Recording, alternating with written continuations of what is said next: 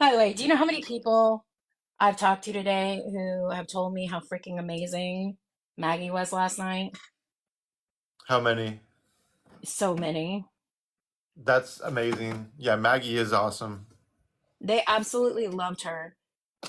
Yeah, we can do something with her again. I know the dude who owns Shawcross's car. We could have him on here sometime too if he has a TikTok, or we can do that on StreamYard. His name's Paul Blassetti. I think he lives in Rochester actually. I know somebody who owns Wayne Williams' car. That's crazy. He would never, though. Literally, he would never. Is that who we were talking about last night? Yes. Oh, that's cool. That's awesome. Yeah.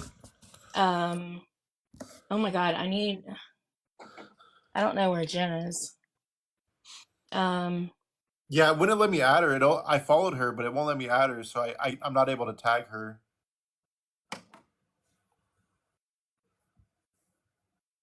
Oh, I guess I should like the live.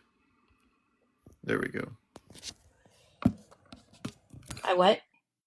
Oh, I said I was gonna Oh, I like was the trying to live. call her. Oh, I just figured out yesterday how to like the live. Oh, here's Otto.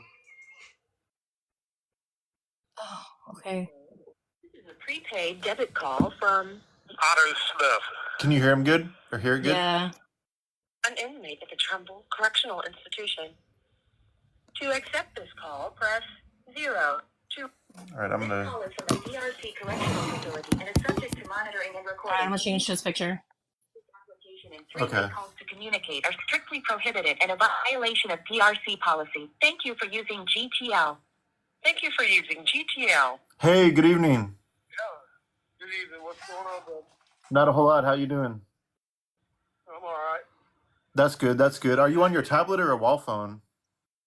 I'm on a tablet. Does it sound all right? Can you hear him, Amy? Yeah. I can hear you. Okay, good, good. Yeah, she can hear you good. Okay. We're just letting a few people trickle in before we start. Okay. I don't even understand what's going on, so I've never seen TikTok. Well, so we're on a. Do you know what TikTok is? I have an idea what it is, yeah. Yeah, so we're on TikTok right now. We're live, and people can hear us, and people will ask questions, and me and Amy will ask questions up until people start asking questions, and feel free to answer or not answer whatever you feel comfortable with. Okay. That sounds good to me.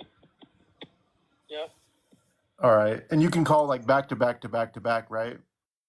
I can call back to back to back to back, yep. Okay. All right, that sounds good. That sounds good. I've got nothing going on until about 7:30. So 3, 4, 5, 6. So an hour and 15 minutes. That's perfect. yeah. What are you doing at 7:30? You getting your grub on? No, I'm going I gotta head over to medical. Oh, okay, Soak okay. my leg. I got a bum leg. I messed my leg up, so they got me going over there to soak at about 7:30. About 7:30, a little bit later. Oh, okay. All right. I've been out running, trying to get back in shape, so I got some shin splints. Oh, that's the worst. Yeah, well, at least I get to soak it. So Yeah, that's at least good. yeah. So, you want to give us the rundown of what the case is, what he was, or I guess he can give it. Did you hear that, Otto? Give a rundown of what my case is. Yeah, Yeah. and a little bit about yourself and anything you want the public to know before we start asking questions. Basically, what you need me to tell them about what my case is. Yeah, I yeah. have, Just because there's people listening that have no idea who you are or what your case is. You know. okay, I have a murder. I'm currently doing life for a murder in Ohio, and when I'm done with this life sentence in Ohio, I have to go to the feds for a life without for a murder on Fort Knox, and this is my fourth conviction for murder, or fourth time at court, fourth adjudication in court for murders, and I mean, pretty much it's been my whole life, you know. I've killed no less than, well, the court's adjudicated 5 different ones, so So I've had 5 that have made it to court. So, but we'll just go with the rest of the questions. I don't know. I'm feeling I don't know. I thought that, yeah. I didn't know I had to explain the case and everything, but I was out partying and you know, things got out of hand, and I decided to kill the witnesses. So, you How know, long have you been in? I didn't. 20 years. This is my 20th year. So 2004. Okay. Yeah, All right. yeah, this is the 20th year. So, Do you have anything you want to ask maybe before I do? No, go ahead. Okay, so Otto, so you said there was 5 homicides, but correct me if I'm wrong, but 3 of them were either thrown out or they were vacated or something like that. Isn't that right? Because on well, paper I you're was found. convicted of 2. Yeah, I was found not guilty of the manslaughter in 1997. Or well, guilty is defense of another. They said I was in defense of another, so I was, found, acquitted of it. And the one in Florida from 1980, they just never did anything with it. They charged me, and then they dropped the charges. And then the one in Columbus, Ohio, from 1989, they charged me and dropped that charges because of how much time I'm already doing. They don't waste their time on cases if you're already doing a bunch of time. They don't. So, yeah, I've had 3 of them put out, pushed back, and or dropped, and let go of, and everything like that. Found not guilty, 2 let go of, and one found not guilty of, and 2 found guilty of. So, yeah. So the ones that you were found guilty of, whereas it, did they find, like, I guess, how can I say this? You're not going to get offended if I ask you anything like directly, right? No, go ahead and ask directly. Okay. Was there any kind of, substance use going on at the time, or was it just, anger? Oh yeah, anger, fueled with substance abuse, but mainly anger. Mainly anger on these last 2. This last 2 was mainly anger. The first one, there was no substance abuse or anything, and but all the other ones, I was pretty much getting high. So I get What, high, I get angry, I get mad at myself, and stuff like that. what was the drug of choice? Uh, at that time, it was fentanyl. Oh, At okay. that time, I was messing with oxycontin and fentanyl. At that time in '04. So Interesting. Fentanyl's a big problem here in Georgia right now. yeah, what part of Georgia are you in? I'm west of Atlanta, over in Paulding County, but Yeah, it's, I lived in Douglasville as a kid. I lived in shut Douglasville as a up. kid. Yeah, I yeah, used to work over at the Douglasville court, or the Douglas court. yep. Now I lived in Douglasville as a kid. I went to one last school I went to was in Douglasville. So So what yeah. took you to Ohio? I have a grandmother that lives in Ohio, Okay. and I was underage, so that's what took me to Ohio. But I Were grew you up up? in Florida. I lived in Atlanta twice, the Atlanta area, and twice in Valdosta, but mostly Ocala, Florida. So Were you ever in the juvenile system? never in any juvenile. Never had any juvenile cases. Interesting.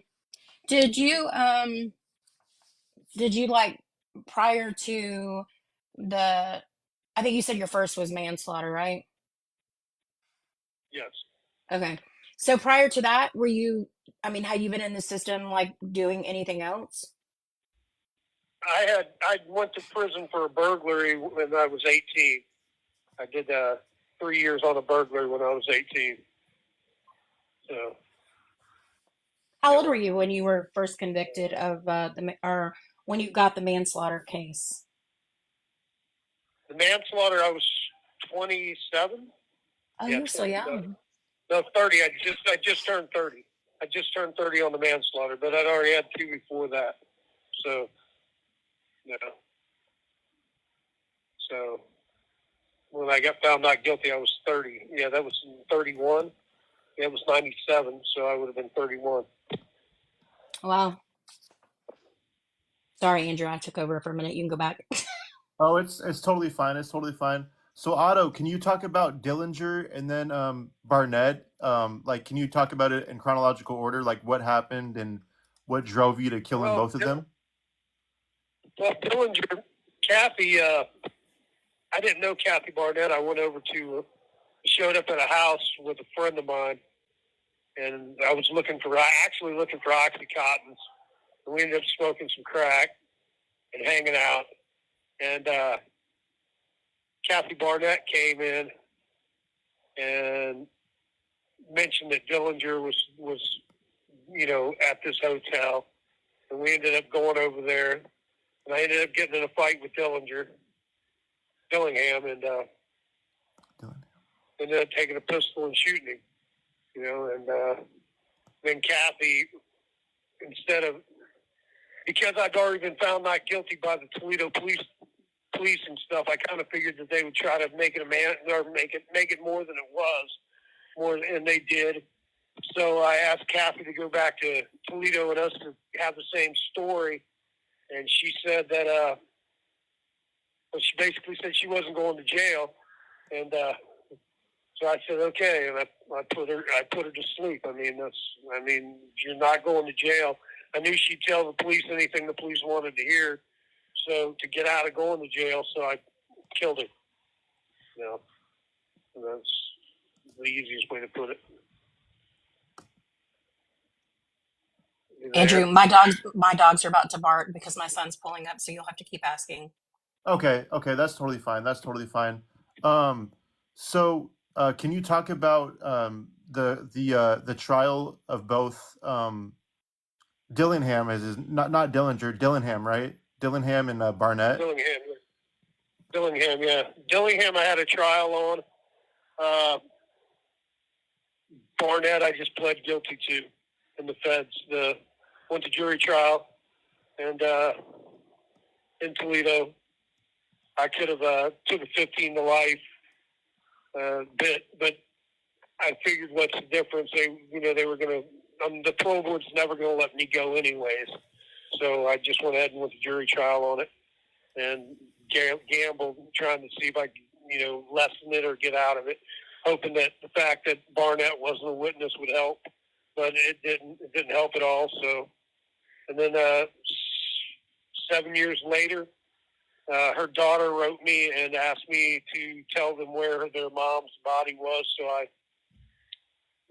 told them where it was on Fort Knox. It was hidden on Fort Knox. So, and that's, you want me to go into actual crimes? Stuff like that. I don't know. What I'm Wait, curious let about. me ask a question first. Are Okay. you doing any kind of appeals or anything like that? I'm a law professor, so I don't want to get you in trouble for anything. Nah, no, my appeals are over. Okay. My appeals are completely over. Yeah, I'm fried. It's not a biggie. I'm straight. You Okay, can't I didn't want get you to do anything anything to better. harm any chances. Yeah, no, I can't get in any other trouble. So it's long past that.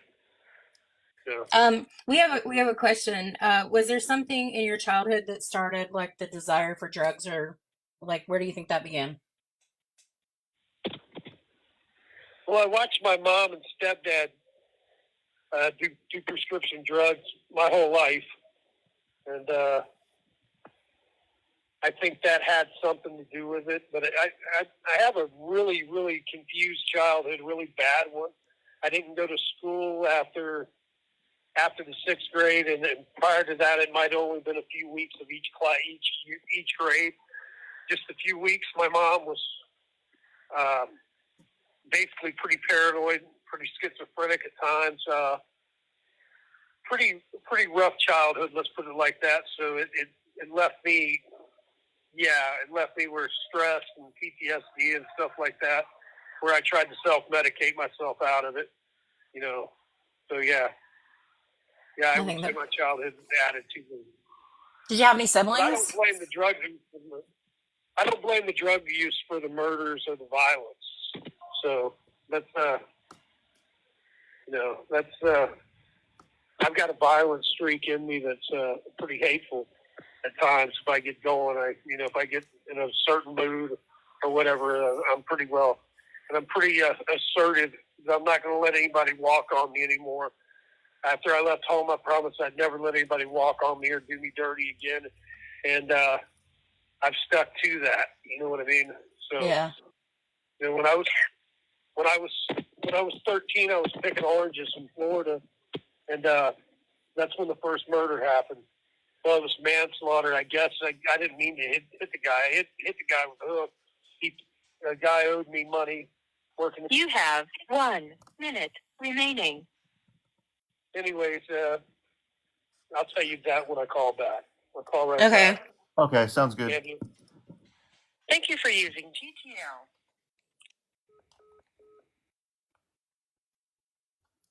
Yeah, he's pretty good with calling back, so he'll call back right away. It takes like a minute or so to dial out.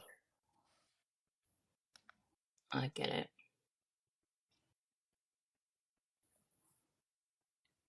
At least he's honest and he's accountable. Oh yeah, definitely. He has nothing to hide. He admits guilt in all of his cases. Well, I say all of his cases because there's two that he's convicted of, but there's other ones he's been found not guilty of or guilty of, and they've vacated them and so on and so forth. It's kind of confusing, and we can ask him on the next call. But I think he claims like 20 something victims, if I'm not mistaken. What? I had a list at one point of all the victims' names and locations, but JPay freaking deleted it, so I was so busy that I didn't even save it. And I should have. Like, I really regret that. But I'm going to ask him if he can type out a list of all the names and locations and stuff like that. Um, sorry, my son just scared the crap out of me. No, he didn't say he was 13. He didn't say he was 13, did he?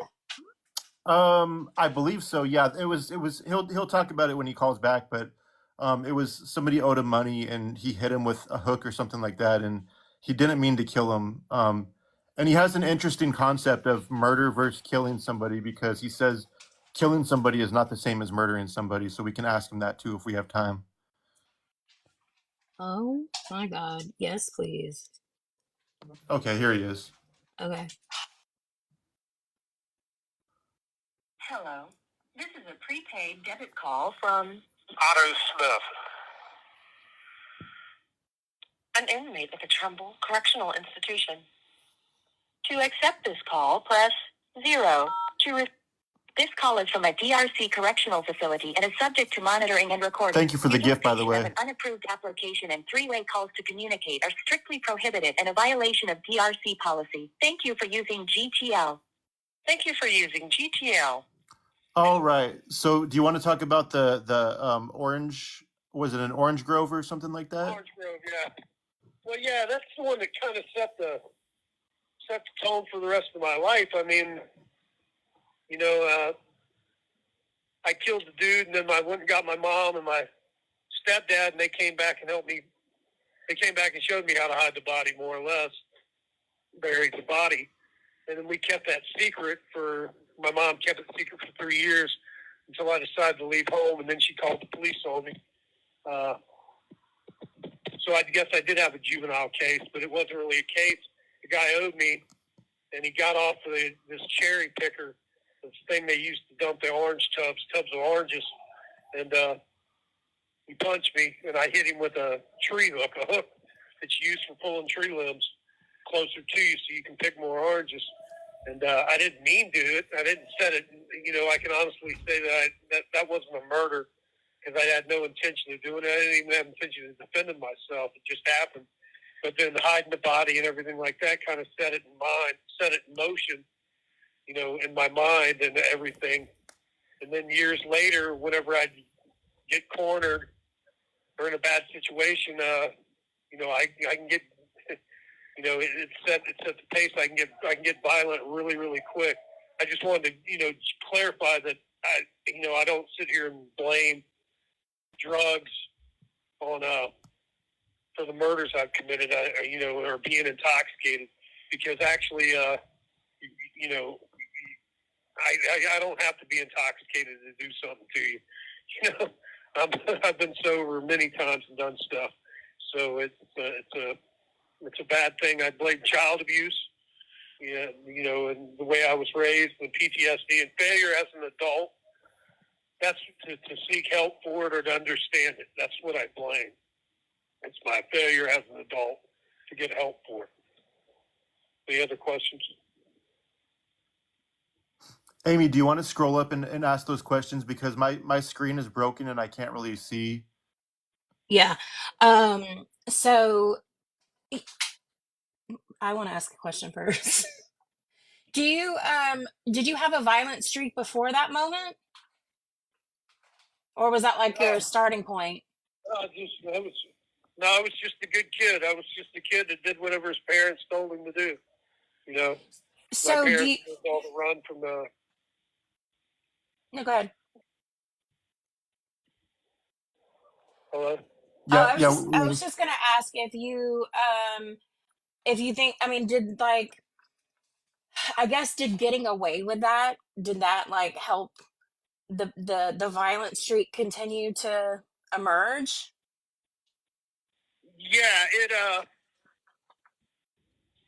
once I took off and was on my own as a young adult or a young teen, out on my own, I've been places other kids my age haven't been. Let's put it that way. So I learned real quick that, if you're violent, you can be different. You don't need to know how to read or write. If you're tougher than the next guy, you'll be all right. So yeah, that led to a lot of the violence. It set it in my head. I wasn't scared of grown men, so I wasn't scared of people my own age.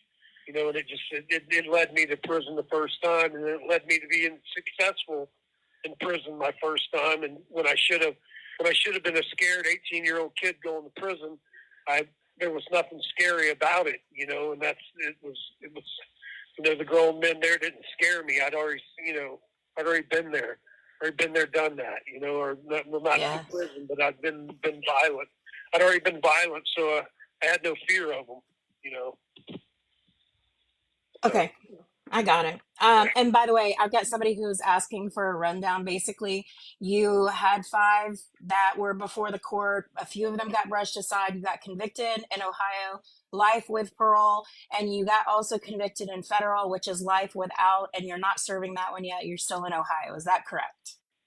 Yeah, I'm still in Ohio. I'll be in Ohio till 2031.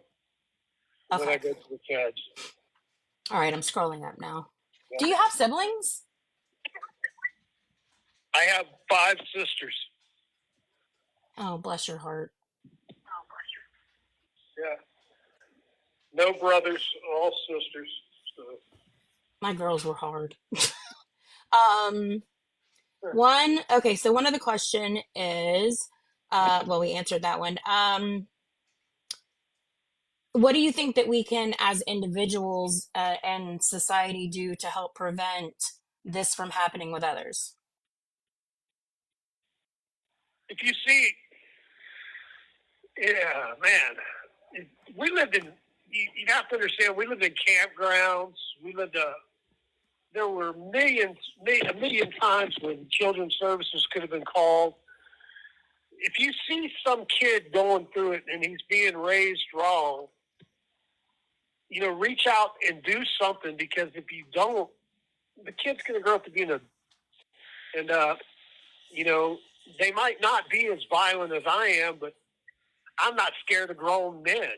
I'm not scared to walk out here on the pod right now in the middle of a closed security prison or a maximum security prison and tell everybody out there to kiss my ass or suck my dick. I don't really give a fuck, because nobody's going to do anything to me.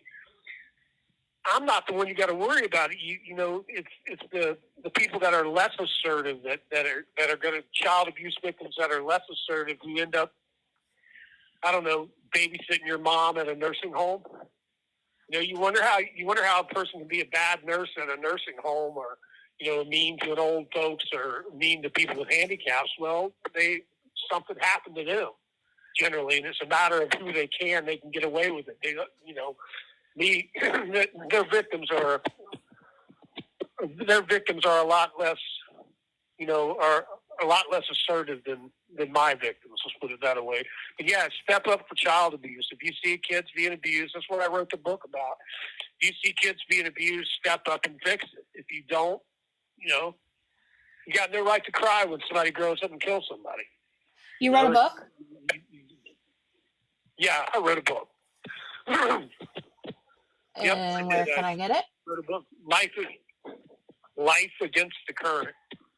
And it's pretty much about living life against the current, because, the world, for a child abuse victim, it's everything's backwards, kids are little computers, man, and you wire them up wrong, and you get what you get, maybe they'll just end up drug addicts, or bad parents themselves, or maybe they'll end up hurting somebody, and I'm not proud of anybody I've ever hurt, anything like that, but at the same time, I'd do it again if I had to, if I was put in that position again. You know what I mean? If I was put in that position again, I would do it again. And that makes me a bad person. And it does. It makes me, I know my view of the world is skewed, far too differently. And I'm trying to calm it down, but, at what reason, Do you feel remorse at all? Do I what? Do you feel remorse? Yeah, I feel remorse. I feel bad. James Dillingham he had no clue he was squaring off against me. And, nobody ever had any clue that they were squaring off against me, and that I had already said it in my mind when I took off. Yeah, I feel bad for him. I feel like I took advantage of him. If you, in a sense, because they weren't, they had no idea. But yeah, I feel certain amounts of remorse. I feel remorse for Kathy's kids, because I don't think I helped them at all by killing their mom. I'm not sure if I hurt them. Maybe, I'm sure I hurt them. I'm sure I hurt them by killing their mom, by taking her away from them. But yeah, I feel a lot of remorse about a lot of stuff. So. Have you, But I'm just trying to. go ahead. No, go ahead. I was just going to ask you if you've had any interaction with the victims' families. No. At court, we had interaction. They said I was trying to get death row for Kathy, go on death row in the feds for Kathy Barnett. And, they got up there and they said their piece. And, she was, God, how do you say this without sounding like an asshole? She was no innocent victim in this. Let's put it that way. So, she was out there living her life just as fast as I was. She wasn't somebody I just picked up and decided to go kill. She was in the mix. Drugs, prostitution, the whole robbery, the whole gambit. She was down for all of it. So, but I still feel bad because, killing her didn't benefit me at all. So, I was trying to save my life by killing her, not having somebody to testify against me. So I feel bad for her family. Yeah. So, Oscar, the guy in there, I'm listening. oh, no, go ahead. No, the guy in the Orange Grove, I could give two shits about. He asked for it, but he was the only one that really asked for it. The rest of them squared off with somebody that they didn't understand what was about to happen. Let's put it that way. So have you told everybody like where bodies are that were not like readily found? Yeah, I have. And they've got a parole officer and an FBI agent are working on it.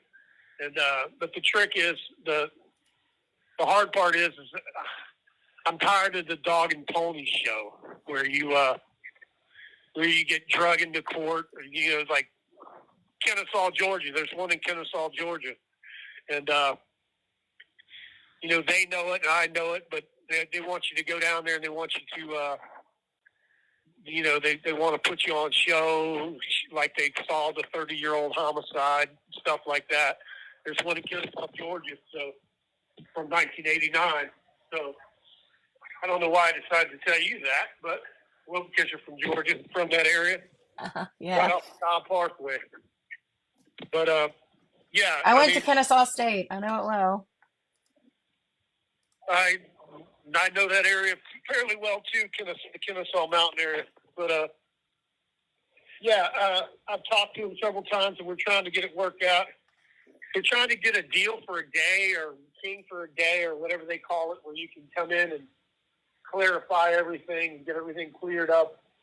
And it not really, I don't care about taking the charges or anything like that. I just don't feel like going to these county jails because they treat you like you're Hannibal Lecter as soon as you show up in county jail on a cold case, and going through the dog and pony show where they put you on the news and all that other stuff, and they act like they solved the case. The truth of the matter is they haven't solved a damn thing. I solved it for them, So we're trying to put it all on put my ex-pro officers trying to get it worked out where I can go in front of the courts and clarify everything, and we can, dig up the rest of the bodies and go from there. So, and you can refuse to answer. What's the total body count? A total of 16 over my lifetime. That I know of. I mean, there was a couple times where I was pretty violent. I don't know what happened out of it. But, When you say you don't know what happened, you mean like because of being high or like blacking out from the anger? Well, being high, I was robbing a Detroit boy from in Columbus, Ohio once, back in the 80s, and I beat him pretty good with a crowbar. He should have died. I've never looked to find out. You have 1 minute remaining. I never looked into it to see if anybody, if he died or if he got taken to the hospital and died later or what. But I beat him pretty good with a crowbar, so there's a couple of times when violence like that, and I'm not sure exactly how, what came of it. You know what I mean? Yeah. Let me call you back. This 15 minutes will quit. Okay. All right. Thank you for using GTL. What in the literal fucking truth? Right. Somebody just asked about substance abuse, and he already talked about that. I don't know if he joined late or not, but yeah, he did talk about that. He mentioned 16 like I would, referring to ordering DoorDash.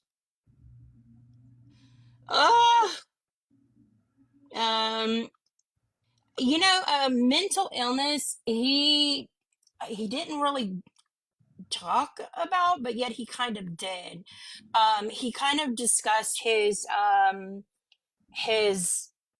was it his mom? Yeah, schizophrenia. Okay, I don't think he clarified. His audacity is astounding. Yeah, and I even told him to tone it down too. So this is the mild version of Otto Smith. It's wild. So he's got a case in Kennesaw. Man. Hello. This is a prepaid debit call from Otto Smith. an inmate at the Trumbull. Hey, were they kids or were they adults? Accept this call, press The victims? 0. Yeah. To refuse this call, We can ask him that. or press 1. Was he sexually assaulted? This call is from a DRC correctional facility. I'm Subject honestly to not monitoring sure. and We can ask him that as well. Utilization of an unapproved Okay. application and three-way calls to communicate are strictly prohibited and a violation of DRC policy. But it Thank you for doesn't say using TikTok. GTL. Thank you for using GTL. Hello. Hey. Welcome back. By the way, for the people who are just joining, this is Otto Smith, Ohio. Convicted in Ohio, convicted in federal. and we are talking about his life, his crimes, all of this, which is fascinating. By the way, I did see your book. Okay, what did she ask, Andy? Oh, she just said that she saw your book, and I think she's gonna get it and read okay. it. Well, please review it. Give me your opinion of it. You know what I mean? I'm an editor. Do you really want my opinion? I definitely want your opinion. I had no editor. I had to write that. I wrote that in Supermax, and I, trying to point out that if you raise kids fucked up, they become fucked up. But yeah. So we have a few questions. Okay, so first of all, this the Georgia. So how many states does your body count span? Florida, Georgia, Ohio, Kentucky. Okay. Yeah, Florida, Georgia, Ohio, Kentucky. Were they all adults or were any of them kids? All of them were adults. Everything was adults. Yeah, I've never messed with kids or hurt kids or anything like that. I've never had any sexual hang-ups or anything like that either. So there's nothing like that involved in it. It's just all drug related or dope dealers, a couple dope dealers, a couple people that stole from me, stuff like that. The last ones in Ohio are two people that stole from me, and just bad situations or played me stupid. Kennesaw Mountain, the Broad played me stupid on a drug deal. It was crack. I'm sure you can look it up. There's probably only the one unsolved one left from the '80s, and all it had to do with crack and dope. So earlier you money. said some earlier and basically let me just tell you, I know some people probably missed some of the accountability part on your behalf, where you said that it was you as an adult that you didn't get help um, for whatever. I'm asking, what did you think you needed help for? Well, that's growing up or living out there. I didn't think I needed help for anything. The last thing I wanted to do was admit to anybody, the hell I went through growing up, or to admit that it had any kind of effect on me. But you need the common help, like paying bills and stuff like that, being responsible. And then once I got responsible, I became over responsible. You couldn't I went to work every day, all day, instead of I didn't know how to be normal in any way, shape, or form. I didn't grow up in a normal household, so I didn't know how to be normal in any way, shape, or form, and then how to handle stuff. When you know that violence is there, you'll reach for it. It's kind of like having a gun. If you know you've got a gun, you'll reach for the gun. Right. So Okay. I was not prepared, and I lost my my sense of direction at the end here, and I was actually glad it was over. To be honest with you, that's why I even talked to the cops about it. But yeah, I needed help with everything. I mean, you can't feed a kid and then expect him to be a normal adult, and then he or she can't go and explain it to their mate. Their mate doesn't know what to do. You're handing their mate something that's you're handing them something that's just unexplainable. And it's how do you explain to your mate? Oh, by the way, I can get really incredibly violent and kill something. You know what I mean? Well, I feel like that's a I'm not disclaimer playing that with it. should be told, though. Yeah. I'm not playing. I'm not playing when I say I'll kill something. And how many girlfriends do you think are going to believe that? So So, damn it, I had something I was going to ask you. And I just forgot what it was. Oh, so growing up, when do you still have a relationship with anybody in your family? No, my son. I have a son and a daughter, but no, I really don't have any relationship with anybody in my family. Our family's pretty well splintered. We were splintered by the time just by the nature of how we were raised, we were splintered.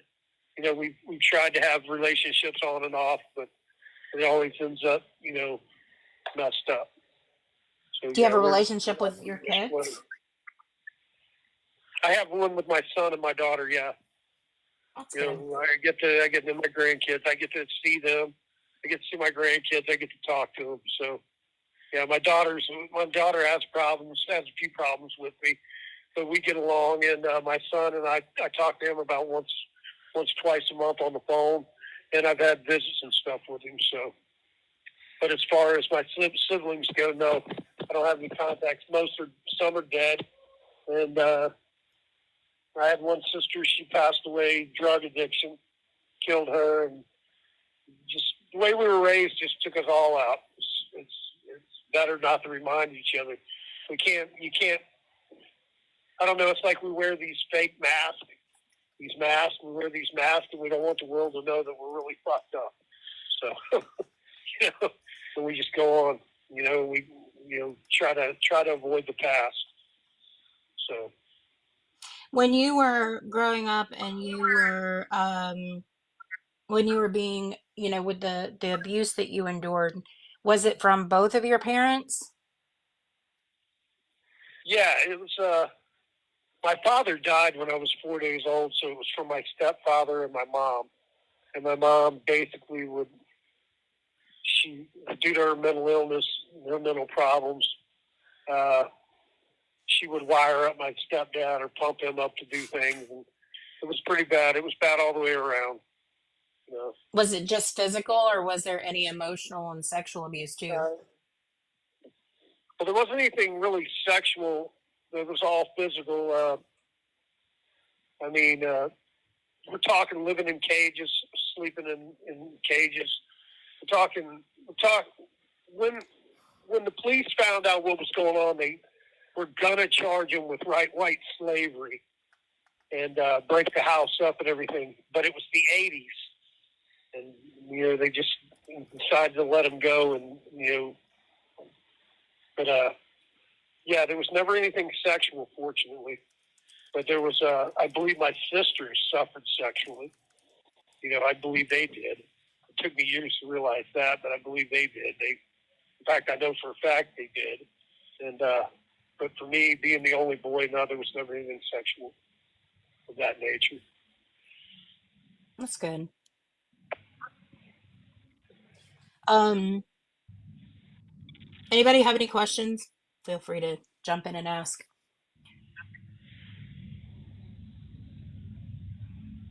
So So, how do you spend your time every day? I I just laugh and joke, hang out, draw, paint, tattoo, do tattoos. That's how I feed myself. I tattoo and hustle, by tattooing. So I'm stay out of the way.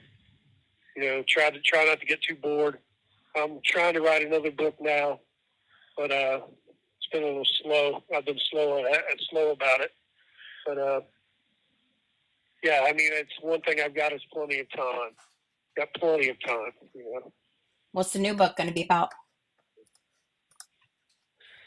Uh, just basically how you don't know the story until you know the story. You don't know.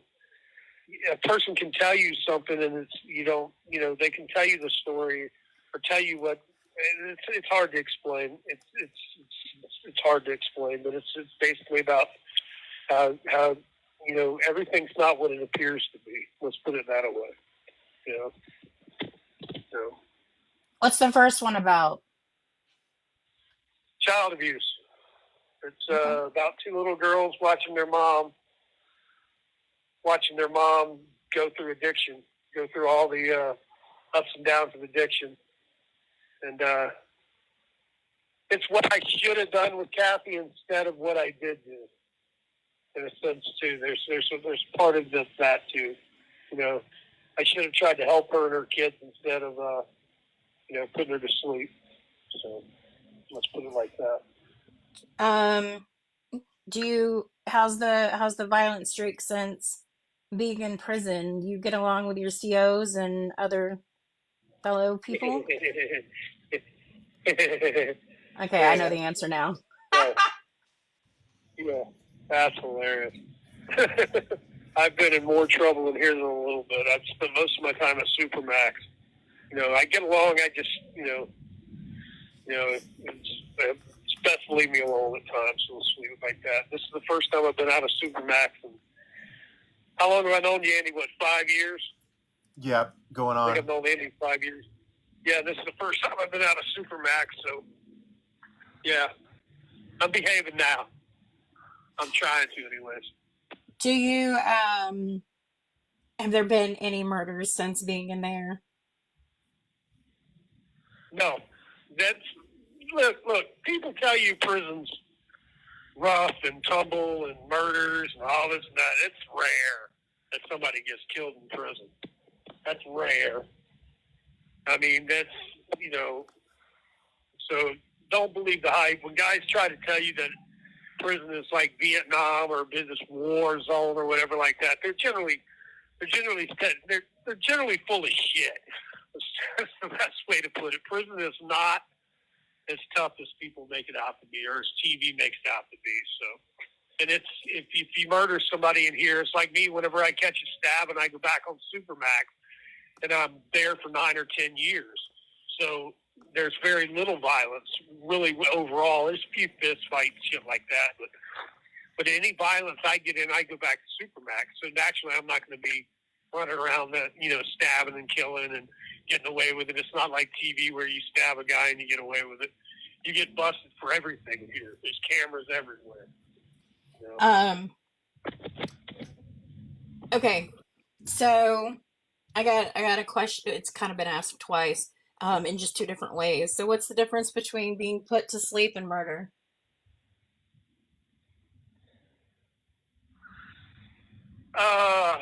None. The intention. I guess the intention. The decision. The decision is murder. Murder is the decision. Putting somebody to sleep is the action. That's the best way to put that. You know what I mean? Once you make a decision to do something, when you make that decision to kill somebody, then it's a murder. I know guys in here that that are in prison for murder, but they're not murderers. They didn't mean to pull the trigger. They never had any conscious thought to what they were doing, but they killed. They're killers. There's a difference between killing and murder, And putting somebody to sleep is just an easier way to say, murder. If it makes the person who asked the question happy, I'm a murderer. I'm sorry I said it as putting them to sleep. But that's the way I look at it. I look at it as sometimes people just need to be put the fuck to sleep. So You have 1 minute remaining. chicken or egg? Do you think that you're more of a product of your environment, or like, I don't know, were there violent proclivities of other family members that you may feel like you've inherited, a little bit of both?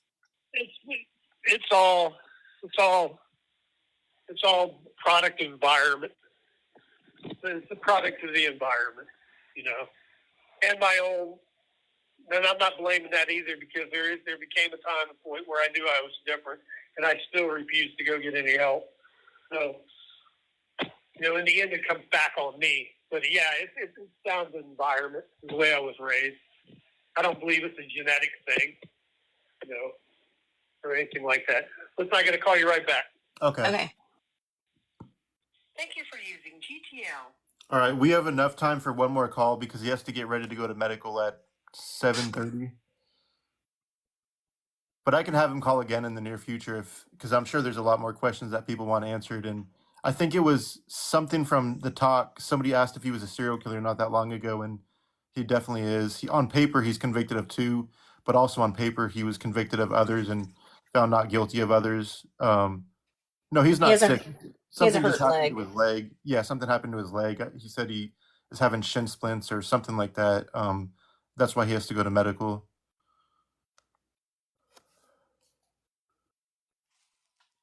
I'm still WTF-ing.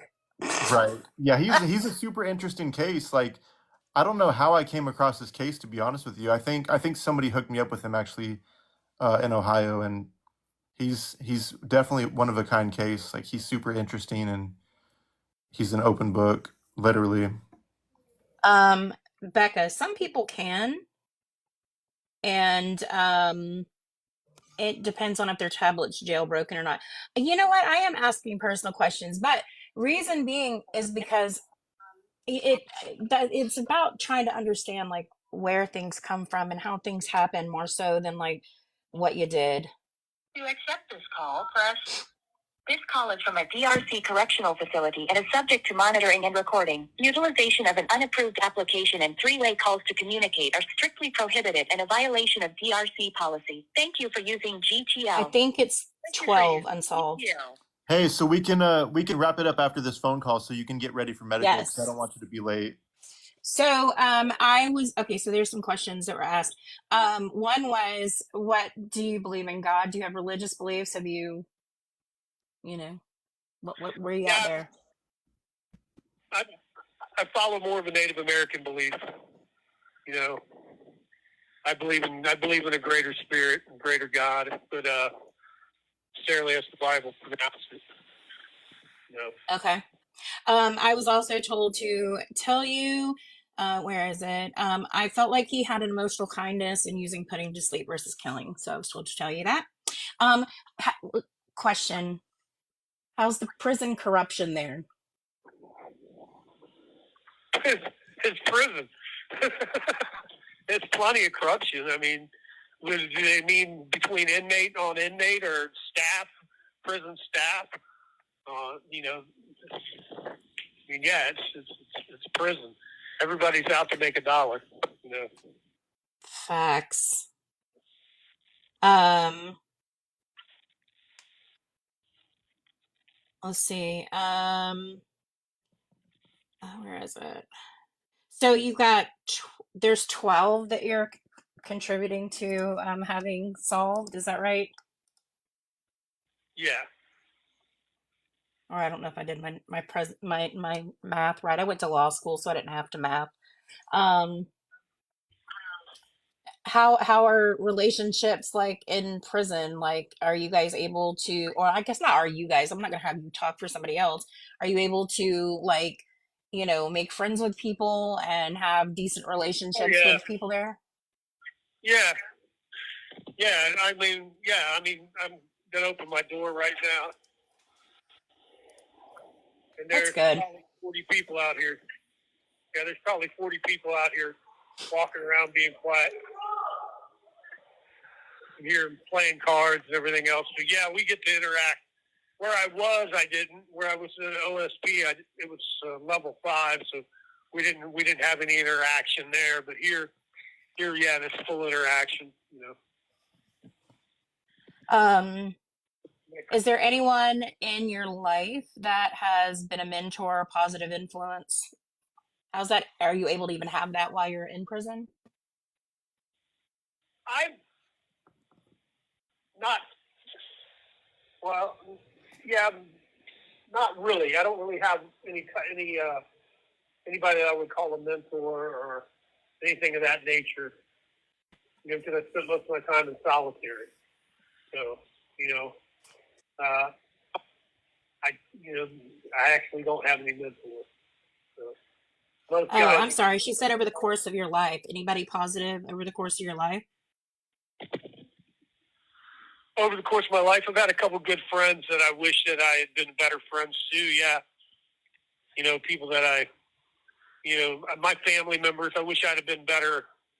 You know, that stuff like that. But yeah, I've had a few friends that I think over time that I've let down. Let's put it that way. My ex-wife, I feel I let her down a lot.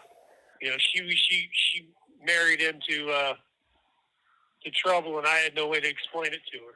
So yeah, there's a few people that I feel I've let down. Let's put it that way, or that I wish I'd have been better for. Are you able to do things like counseling and stuff there to work on, your traumas? No, well, yeah, I am, but then again, no, because I'm doing life. There's no point. By the time they say this, there's only a limited number of spaces in these programs, and a lifer doesn't fit into those. They try to give these programs to the guys that are going home, to the guys that might benefit. But they do nothing about child abuse. They do nothing about PTSD or anything of that nature. They don't really have anything for that. The underlying cause of a lot of guys being in prison is child abuse, but they don't have any types of classes for it or anything else, unless you're a sex offender. If you're a sex offender, they've got all kinds of classes, But and I don't say that flippantly or being flippant, but I'm being honest with you. If you're a sex offender, they've got all kinds of classes. If you're a child abuse victim, they have no classes whatsoever. So, or That's PTSD. ridiculous. Actually, somebody just said that lifers are the ones who could actually mentor, and I think that's absolutely true. They could totally help you guys and help you guys do just I don't know, it could be amazing. Well, Um, go ahead. that's why I try to tell guys that it's not as hard to write a book as they think it is. I came with no education, and I managed to put it together and get it right. So I mean, it's a lot easier. I try to be more positive with these guys. I try to calm them down when things are getting out of hand, but because there's no win in it, tell them that you got to tell them there's no win in it, or not to act like this is prison in a movie. You know what I mean? Because it's not. It's not. Don't believe the hype when people tell you that prisons are tough. Prison's a joke. How old are you now? Go ahead. I'm 58. I'll be 58 in a month and a half. Okay. So one of the questions that was asked was, um, let's see. Oh, okay. So when you were younger, what did you want to be what were your goals, your hopes, your dreams? Did you have any? I wanted to be a veterinarian. I wanted to be a veterinarian. Take care of animals for horses. Horse that equestrian, equine, but So, that didn't work out.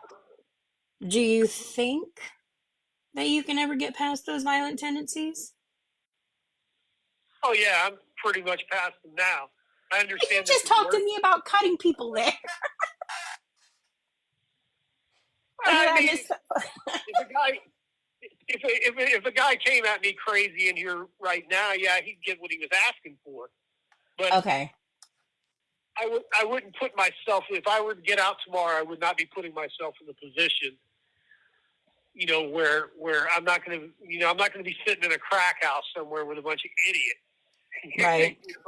I know better. I know better than that. And I know that my grandkids are watching, and I know that all the people I've hurt in the past would, if I were given another chance, don't deserve to see me get out there and then do somebody else dirty. You know what I mean? And Yeah. there's no win in the violence. I understand that. There's no win in the violence. But yeah, if I was back in a corner here right now, yeah, I could still get it. I might be old, Okay. but I can still get it. So you're divorced now? Yes. Yes. No remarriage, no prison wife. No. I just got I've got told by it somebody the out. other day who's getting married. No. They've been together while No he's plans been in on prison anything like his right whole life, and they've been together like 20 years. I'm like, how do you do it? I don't understand. Um, It's because a lot of women out there have been hurt in their life, and they still want somebody to love, and they don't. But they maybe it's PTSD on their part. You know what I mean? They can't have a normal relationship but they want the safety. They want the person to be a friend with. You know what I mean? So Do you have you know, groupies? and it happens. I mean, I'm listening. Do you have I'm groupies? listening. Do I have what? Groupies. No, I don't get much mail. I really don't. I've got a good friend of mine in England, you know, but I don't get any. I don't really have any groupies. So, you know, other than that, I mean, I stay out of the way. You know, but then again, I don't go. I'm not on. I'm not actively seeking. You know, I'm not out there on inmate.com or anything like that. Let's put it that way. Is that a thing? Is that a thing? It's writeaprisoner.com. There's all kinds of pen pal websites, and I'm not on any of them. It's not that I wouldn't write anybody. I'll write anybody that writes if they want to ask questions or whatever like that, or I'll talk to them on the phone. That's not an issue at all. I would love to talk to people, but I just don't. I know I'm doing forever and a day, so I don't try to play that game. Let's put it that way. You know, Are you on JPay? Or Yeah, Securus? well, we were on JPay. They took us off of JPay. Now we're on gettingout.com. Okay. Got us on Getting Out. So I'm on gettingout.com. You can sign up and get on there and ask questions. Andy will tell you how. In fact, Andy put it up, tell people how they can get on there and ask me questions themselves if they want.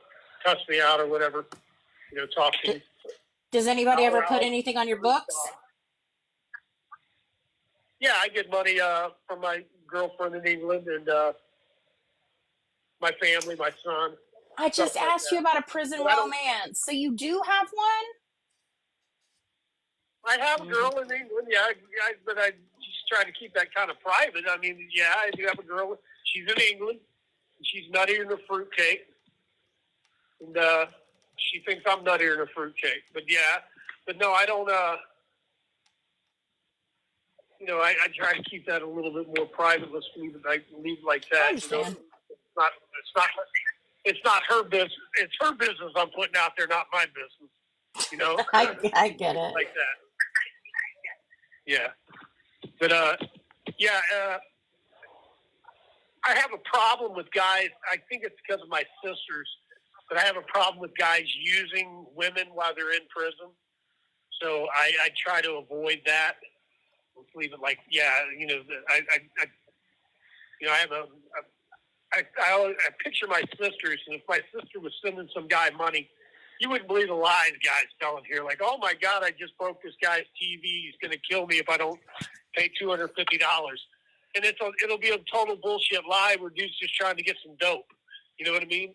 So I don't, I have a kind of a personal issue with the prison pen pal abuse thing anyway. So I try to avoid that. In fact, I'd like to write a book about it, but I don't think too many people would believe it. You know what I mean? They tend to want to believe the scammers. There's a lot of scammers in here, a lot of bad people. You know, a lot of lowlifes. So, well, that's what prison's for. It's for lowlifes.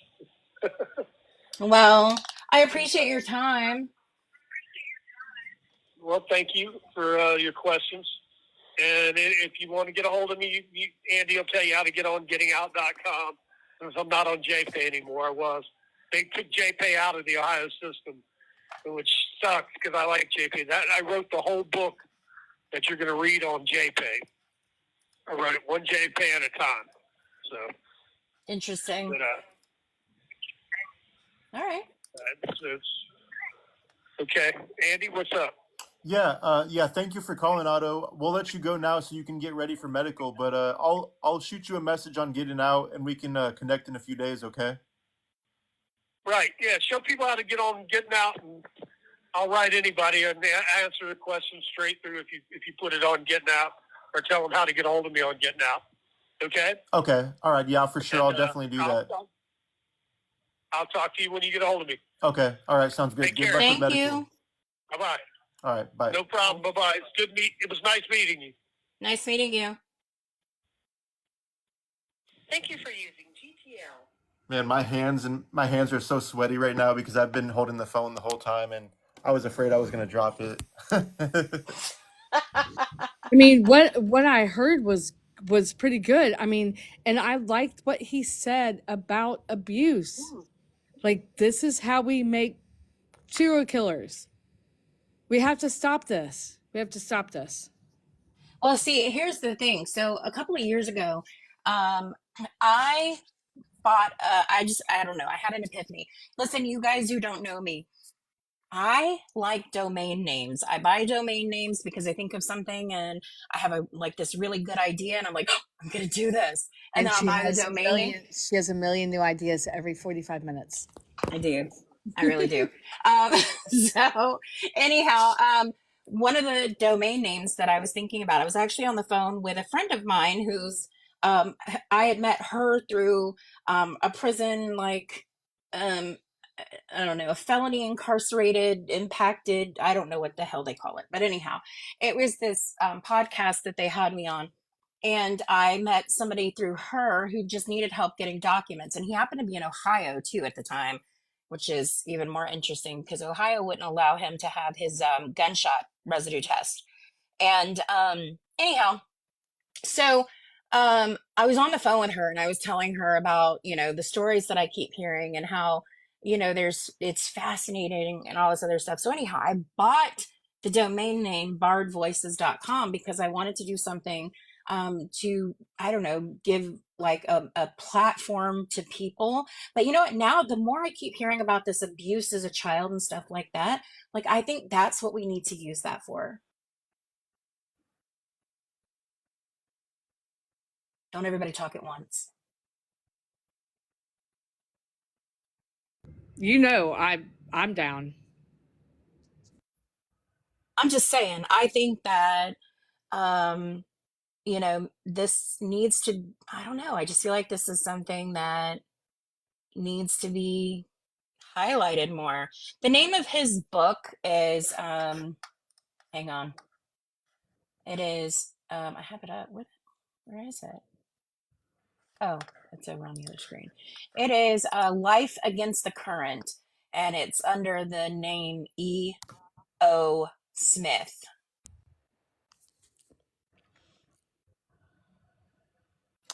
But I'm ready for one of your books to come to fruition so I can read them.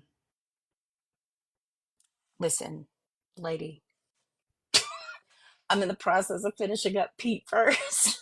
I know. Get that done, dude. I'm seriously, I'm working on it. I'm finishing up the intros for his podcast tonight. But as soon as his book is done, like it's so game on for everything else that I'm wanting to accomplish. And yeah. And Stacy, you're funny. You got jokes. I see your text. It's what is it? Life Against the Current. It's a great title. Yeah, and I'm wondering how much of it, I mean, because he did mention that it had something to do with the federal murder. But I'm just wondering how much of it is autobiographical. Um, and he did say that one of the unaccounted for, you know, murders is you did not call me Andy. You calling me Andy? We're gonna fight. No, they're calling me Andy. And by the way, I Oh, hate being called Andy, but I tell Otto it's okay because he's been calling me Andy for like 5 years. Oh, gotcha. Okay, so it's Andrew. Yeah. We noted. I was thinking like Andy Turner. I've never called Andrew Andy. Anyhow, AT so in the house. No, AT is not in the house, Jenny from the talk. no. You can get it on Amazon. I see it on Amazon. But now I forgot what I was saying. She threw me off So with Andy. Sunny said she's going with the bad seed theory on him. Honestly, I had a kid that when I was doing when I was in law school, I was going through CASA and I was acting, I had kids on my caseload that were they were foster care. They were in foster care, and they were and they were delinquents, and they all had sex charges. And I honestly had never really thought about it until I got to this one kid, and I really, really think this one kid just let me know that. Yes, thank you, Brianna. That's Jen. You're fired. Um, I really thought that this kid like sealed the deal, that it's just both, because he came from really rotten people. Maybe not really rotten people, but people who acted really rotten and did really rotten things. And he was really rotten himself. He did really rotten things. And it was awful. And anyhow, yes, back to one of the unsolved murders. So one of them's in Kennesaw. I don't know if you heard that, Jen. What two? I don't know. He said he's got like he's had five of them go before the court, and there's six. He said his body count is 16 total, or that Okay. he knows of.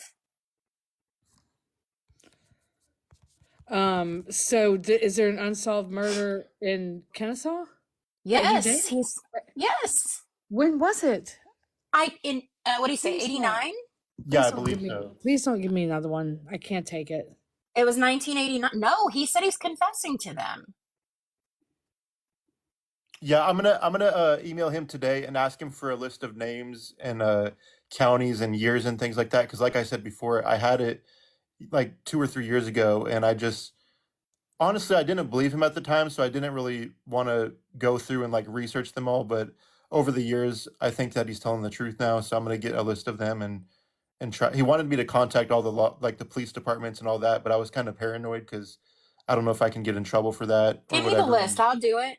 Okay, all right, I always start with, I'm a professor, right. Y'all, and I somehow get a pass. wow. Um, let's see. Who all's in here? Who all's in here? Oh, there's all kinds of people in here. Jenny's in here. Anybody else want to come up, by the way? Anybody Sonny, you want to that come up and vent?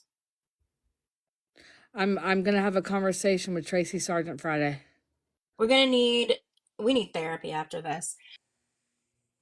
So going back to what Sonny said, Sonny, I'm going to tell you what I've told Amy and Jennifer, Justice for Brittany, who's my sister. People are born with an innate ability to do very, very, very bad things. We're all animals. We're all born as animals. And as that, we become a product of our environment. So is it something that he was born with? Yes, because we're all born with that ability. Right. But is it something that was developed through abuse? And Yes. I get the distinct impression that he's not telling everything about the abuse, because he's even more flippant about the abuse than he is about the body count, which That's a protection. yeah. Absolutely. So I couldn't agree with you more on that one. I think that sure, it is nature in a way, but I think it's more nurture, because Yeah, me too. I mean, if it comes down to it, and my kids were being threatened, and I had to take a gun and choose between killing a stranger and killing my letting my kids be killed, I'm going to kill the stranger. And depending on the circumstances, somebody may call me a murderer. Yeah. But I think at some level we're all born like that. And I take us for instance. I'm sure that Amy can maybe testify this too, and I'm not sure about Jenny. I don't know if you have sisters, but Stacey and I are 13 months apart. We have the same genes, we have the same hair color, we have the same eye color, but we're not the same at all. So it's like we were nurtured the same and nature the same way or whatever. So you can be different and then have something happen that makes you even more different. You know what's fascinating is that with sorry, go ahead. Yeah, no, I'm just saying, like, the sister, is this one with a sister or no? Does he have a sister? He has five sisters, he said. And were they normalish? No, he said that they were sexually abused, they were physically abused, that some of them died from drug use. Yeah. So, and you can be born with the same DNA and still take different paths based on your experience with life. And some people are abused and they don't do it. They don't re-abuse because of maybe their makeup, or maybe just their own will to get out of it. I don't know. It's because it's, I don't know. It's like, Or how did it could be that they had that one person that loved them. Because if yeah, you see people who do get out of it, there's always a mentor. There's always my fifth grade teacher taught me how to do yeah, this. There was a girl across the street. I mean, look at Forrest and Jenny, and that sounds stupid, but it's, Forrest Gump. Jenny had Forrest to make her grounded, to make her. Sure did. I sure did. yeah. That's a stupid example, but it's true. If you have somebody in your life that shows you 1 ounce of compassion, that's going to be your turning point. And whether you go on to be a drug addict or be a put her to sleeper person, okay. I think it depends on who's around you. And, I think women can take more abuse than men by far. And I think little girls take more abuse than little boys. Yeah. I don't know, man. But we had that conversation last night, sort of in passing, about the fact that we tell little boys, things like suck it up, move on, brush it off, and everything else. And then you said, and we don't believe little girls. And that is the honest to God truth. It is I don't know. I don't know what it is, but this We tell boys to like suck it up, and we tell girls they're lying. And yeah. it's like that in so many areas. I gotta say though, with the upcoming generation, that can't be any further from the truth. From just what I've seen alone with my own children, with their peers, how they stand up for one another, how there is no seeing sides because you're a different color or you're a different, gender. There actually is hope for humanity still, and I'll say that I to agree with that. Me I too. will. Me too. I think all of us have come from some sort of trauma in our lives. I mean, we're born out of our mother's wombs. That's trauma abandonment right there, right? So Yeah. we're all born from trauma, every single one of us. And, there's obviously different levels to the trauma. It's not until, like you said, the turning point, right? I wish for my family they would be where I am today. I wish Yes. they got that Yes. point, Yes. there was a turning point. I had to hit my bottom. You know what? I totally understand and can relate to a lot of the things the man said. Do I think I'd ever find myself in the act of doing that to that extent? No, not at all. Maybe to myself at that point in time. But we've all come from it. We could all relate to it. There's no doubt about that. Absolutely. And I think Um, this generation, this new generation, like Stacey's kids, they talk about their trauma. Our parents buried it under the rug and didn't talk about it, which then screwed us up. So, but these kids are able to discuss things and talk about things. And I think that this is where we need to go. Like, let's talk about all this stuff. Let's not be afraid to talk about it. Absolutely. You right. can come to me with anything, and that's Yes. always been the Yeah. golden rule in my household with my children. Just be kind to other people. I don't care if they gave you the hell of the day. I don't care. Come home, take it out on me. Talk to me about it. Just be kind to other people, please. That's all I ask of them. Studying this, that, whatever, that goes out the window. End of the day, golden rule, you be good to other people because you don't know what they're going through, and you just be good to them. You don't have to kiss their ass, but just be good. But don't be, see, it's that fine line of like, don't be nice to everyone. But that's exactly it. They know, they could discern that just by Yes. Yes. Yes. by going through vicariously through us, right? So they know my trauma. They know, Yeah. obviously know the Yeah. extent of this, but vicariously they have seen me go through my stuff. They know Yeah. right there what would be treated not nicely and to stay away from, right? So Right. it's a really beautiful thing to see. And I mean, I can't tell you how much it like makes my heart smile to see this upcoming generation No, me and too, how they girl. will Me too. I advocate. agree with that. Me It's a too. beautiful thing. It really is. And I got to tell you, you know, my niece and nephew, and this is not a bragging thing because I feel this way about a lot of my friends' kids.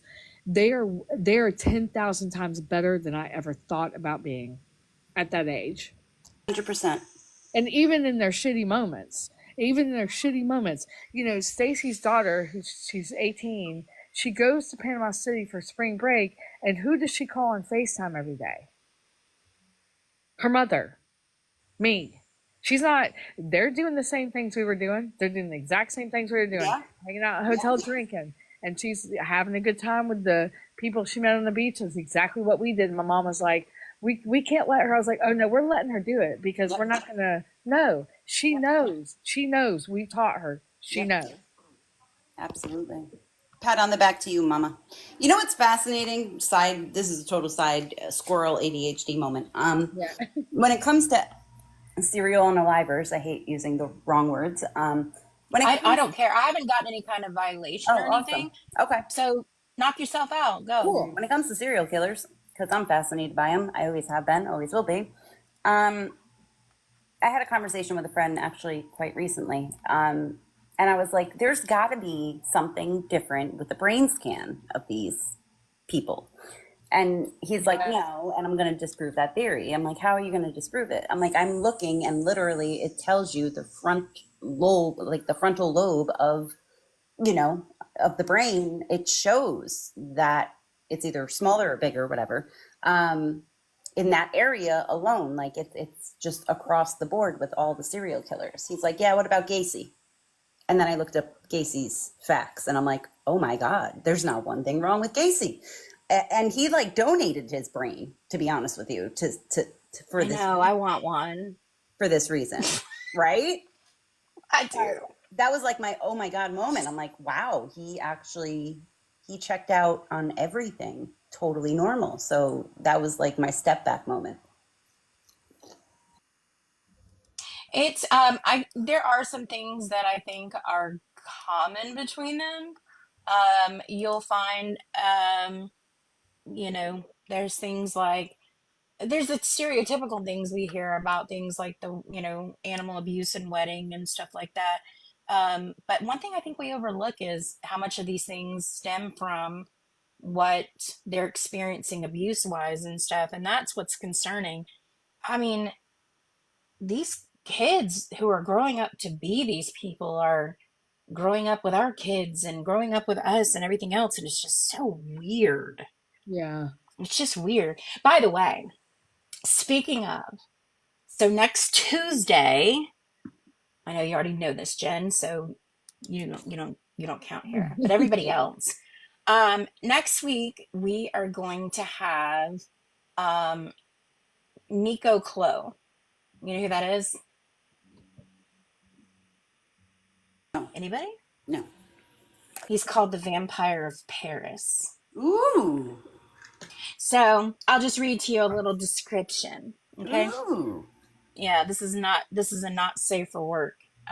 Trigger warning for everybody that's in a true crime channel right now, okay? For everybody that Yes. needs to just be, trigger warning. Trigger, Trigger super trigger warning. warning. Oh, So he only confessed to one murder. Okay. But it says that a search of his apartment turned up unidentified skeletal remains, blood bags stolen from a hospital's blood bank, and funeral jars with human ashes and hundreds of hardcore S&M tapes. Then it went on to say that he shocked investigators when he described how he enjoyed eating strips of muscles from the corpse lying on the slab at the St. Joseph Hospital mortuary. He also described how he liked prowling Parisian cemeteries, digging up fresh graves, and drinking human blood mixed with human ashes and powder protein. nice. He's coming on? Next week. Yeah, Well, baby, let's go. Well, we're trying to get him on. He doesn't have 200 followers yet, so we're trying Oh, to everybody get go as give him many a people. follow. What's his profile name? It's Um, chick. It's chick without a C. So it's CHIK. So she. IK. Okay. So it's Chicka TikTok 666. Is he trying to be like a Jenny from the Tag here? What's he doing? All right. Yeah. CHIK. A Talk. Okay. TikTok 666. I love it. Nice. 666. Let's go. This is awesome. Yeah. So we're gonna get him. If we can't get him up, we still have the ability to do it through StreamYard. The only thing that I don't like about StreamYard is the fact that we can't just be like, "Hey, you want to come up in the box?" No, it's Um, okay. I'll have him 200 followers. And how many does he have now? he had like like 40. Yeah, well, no, I'll like get him. 60 I'll get him something now. 200 by next week. Don't worry. He said he keeps getting banned. Well, I mean, I mean, shocker. yeah, right. If you're on Facebook, he's on there too. He's actually a very I'll keep interesting it. person. Keep it limited to TikTok. I don't need to explore other options here. We're good. We're good. I showed I showed Jen pictures earlier. I showed her and Stacy and then Mary, who's on the Justice for Heather Turner. I love And, Mary. and Jen's like, I would have dated that dude. Oh I'm my. sorry, I would have. I can't help it. I'm sorry. It's Ah, cute. shit. Yeah. Who are we I- talking about, I'm not. Nico? I'm not Nico. saying I would. I'm not saying I would have married him. I'm saying if I met him on Tinder, I would have definitely gone on a date with You him. would have swiped right. Right. Oh I get yes, it. yes. Yeah. You would have bought the bonus coins for that one. I get it. The creepy version of Fabio. What'd you say, Andrew? The creepy version of Fabio. I mean, but he's a lot cuter than Fabio. It's. I mean, I was like, show me the other one so I can not like him again. So his earlier pictures, yeah, I wouldn't have dated that guy. So, but why is he still eating people? As far as I know, no. But we'll ask him next week. How do you He stop actually, that? he actually has a website called serialpleasures.com, and he sells like serial killer inspired dildos and stuff like that, and different Nice. merch and Wow. stuff like that. Yeah, he'll A talk good about friend that. of mine on Wild. here, he buys murderabilia. So it's like everything from Ted Bundy. He's trying to get what's his name's glasses. Dahmer, He yeah. writes letters all the time to put money on their commissary. He's totally obsessed with all of them. There he is. There you go. Yeah, that's how I got started in all this. I started collecting murderabilia, and then I'm getting out of it and Oh, focusing you more guys on have to interviews. connect. He's looking to buy. So there you go. He's got some of Gacy's paintings. Oh, okay, I probably know him because I know a lot of collectors. Like I know like every collector really that's not like private. Yeah, Do no. you see Jenny? Oh, yeah, he's not bad looking. Did he drink her blood, or is she still here with us, or what? What's that about? I think she is. Yeah, they're dating right now. Oh, okay. Does she know that he eats people? Right? Like, what Yeah. is happening here? Yeah, this is gonna be fascinating. Oh, I love it. Yep. This one's gonna be next. He's in France. So what time did we decide we're doing it? 1 o'clock. 1 p.m. my time, which is 1, 2, 3, 4 o'clock your time. 4 o'clock. Yeah, that's right. That's right. Sunny. Yeah, I mean, the thing is, like, this is for us. I mean, obviously we're weird, but this is like an education for us. This is Yeah. this is how you get into the mind of these people so you can understand them, so you can follow what they may or may not have done in your case. Tuesday, Mom. Yeah, Yeah, well- and that's one of those things that I said earlier is that it's not just, I mean, it's about figuring out the how and the why and what can be different and It's who fast. knows? Where can I find your podcast on Forbidden Truth? You can find it on any platform: YouTube, Oh, cool. Spotify, Stitcher, Yeah, Spotify's Podbean, my everything. thing. Okay, cool. And I'll go ahead and dote on him again. He was just part of helping to solve a cold case. Go ahead, I love tell him. it so much. This is what I want to be. I want to do that at some point. Yeah, and it was completely on accident too. I just interviewed an inmate. Well, not just, but this was like 3 or 4 years ago. His name's Cecil Emil Davis. He died a year or two ago, and he was suspected in the death of an elderly woman. And I asked him about it at the end, and he's like, "No, she loved me, and she knows I would never kill her." Blah blah blah blah blah. Just going on and on and on about why he didn't kill her. And then the granddaughter of her reached out to me, and I actually met her in Waco, Texas, and we went out to dinner, and she took me to a few different places. But um, yeah, the investigators that were on his case listened to the podcast, and they're like, "Well, there's partial DNA. I believe there's partial DNA or full DNA, something like that." And they listened to the interview, and they're like, "Well, as far as I'm concerned, this is a closed case." So she sent me the text message, a screenshot of it, and the case is officially closed now. And what Yeah. sucks is he tried calling me like a week before he passed away, and I so regret not taking his call because I'm sure he was going to mention that they closed the case, and I'm sure he was pissed off at me. But oh well, I mean, he did that on his own free will. Yeah, no, that's Ooh, what. Andrew. What Yeah, if, Andrew. because you know what, I just realized that Black Welder, I don't know if he sent me my message for the day. But what if nothing else, we can get him on an interview. Mm. That would be awesome. Yeah, whatever he's comfortable with talking about, we could. I would love to pick his brain, honestly. I especially about Ted Bundy because Oh, I live in Washington State, and that's like one of the first cases that got me interested in true crime. oh, he told me he did answer me at 6:41 this morning. He said, "Hi, please feel free to pass the information along." And then he sent me a message that says, "In the times of weakness, choose to put yourself under God's control." That's what I got at 6:41 this morning, and I just saw it. Nice.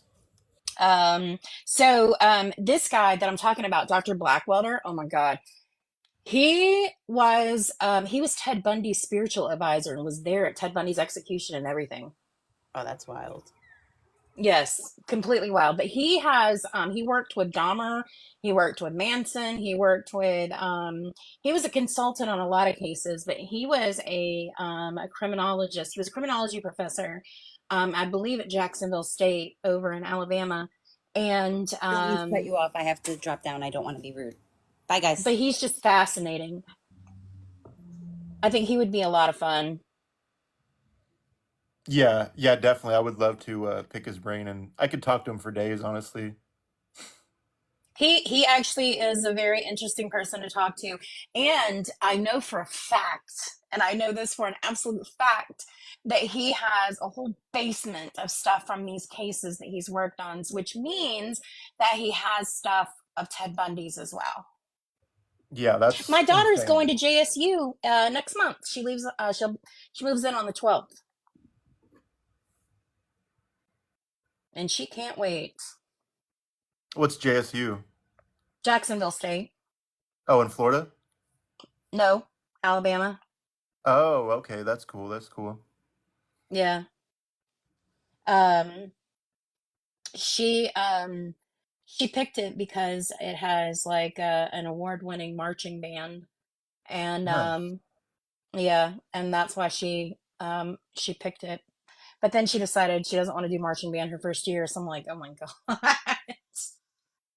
It's so weird. Um, so all right, so next week.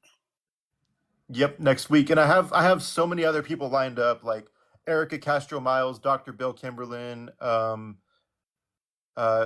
Hawk, mass shooter in my state, hate crime. So many different inmates and professors and professionals and like you name it, I can basically get them.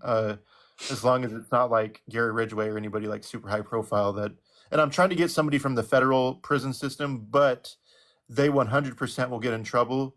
So I'm trying to find somebody that doesn't care. I just talked to somebody today that caught a drug case, and he caught like attempted murders on officers and assaults in there and stuff. But I'm trying to find somebody in the feds that will do something. But unfortunately, it would only be 10 to 15 minutes long, and they have to wait like an hour to 3 hours, depending on what prison they're in, to call back. So that would be super short if I do find somebody. That is that's crazy. It is a very beautiful campus. Um, I was gonna say, I did pop into a live earlier, and they were asking me about who we would have on again, or like who we'd have on next and stuff like that. And I did mention I asked the question about having Terry Hobbs on, and I had plenty of people who were very much in support of him, saying that they were like, oh yeah, and I said that you know, I'd either have to have moderators or just turn the Right. Yeah, comments turning the off. comments off would be best because if he saw any negative comments, that would be over like quickly. Yeah, so all that can be done. We could make it so that maybe people can send questions beforehand or something, and then we can just kind of pick and choose. Right. Yeah, weed out the weird ones. But yeah, he has a lot of interesting stories, especially with John Douglas of the FBI, John Mark Byers, the weird stepdad. People say that he's the biological father of of Christopher Byers, but I don't think that's necessarily true. I think that's just a speculated rumor at this point. Interesting. All right. Well, I will once this appears, I'll download it for you and send it to you. Okay, awesome. Um, I'm gonna get Stacky. I'm gonna get him to send me all the names and dates and locations as much as he can remember of the unsolved murders. I've There was some that I looked into that there was news articles on and whatnot, and there was some that I just completely could not find anything on. But like I said before, I thought he was full of bullshit, so I'd never looked into it, and that was my own stupidity. But I also talked to like over 150 inmates a month on the phone and JPay, Get In Out, Securus, all that. So my brain gets kind of foggy sometimes. Oh yeah, I need his. Will you send me his getting out stuff? Yeah, Or he literally does it let just you just pull up the name? I'm not sure honestly. He literally just messaged me and he was like, "Can you post my info so I can get some mail?" And he said I hope I did good for you. And I was like, "Yeah, it was really good. People were interested." And I'm gonna write him back and say that I'm sure he can call back again and again and again because, and we can even have people come on like like on the audio and talk to him as long as nobody's like too offensive because I don't want him to hang up or anything like that or get pissed off at me or whatever. So yeah, because he's one of the most interesting serial killers I've ever spoke to, and I've spoke to like probably hundreds of serial killers. Cool. You better write him, Stacy. You know what, Yeah. Sonny? You need to be the one to write him so that you can keep asking him questions. I think you have good questions. And I get where you're coming from. I do. But if you if you write him, you have to share. I want to know responses. Yeah, that I would be interested in that as well because Otto's really forthcoming and honest with me. Like he holds nothing back, and he's always making jokes about his victims and stuff like that. And I'm just like, let's tone it down a little bit. But yeah, Otto's certainly an interesting individual. Yes. Yeah, full live with the reading of all the letters. That would be cool. Um, all right. Well, I'm getting off, you guys. I gotta go edit videos. Send me the Sounds info. I good. have plenty of did you see that? Actually, you know what, Andrew? Why don't you just make a TikTok that has his information up there? Okay, I'll do that and I'll turn the comments off because um yeah, I'll do that. I'll do that tonight, tomorrow, or even the date today? Wednesday, Friday at the latest. I can do that because I have like 3 interviews tomorrow and a couple the next day, and then a couple the next day, and I still got to work my 9 to 5 and still sleep too. So I sleep like 3 to 4 hours a night because I just have so much going on in my head. I feel that. I feel that definitely. All right. Well, we'll talk then. Thank you. All right, have a good It's been night. See you fun. later, You too. everybody. Bye. Bye.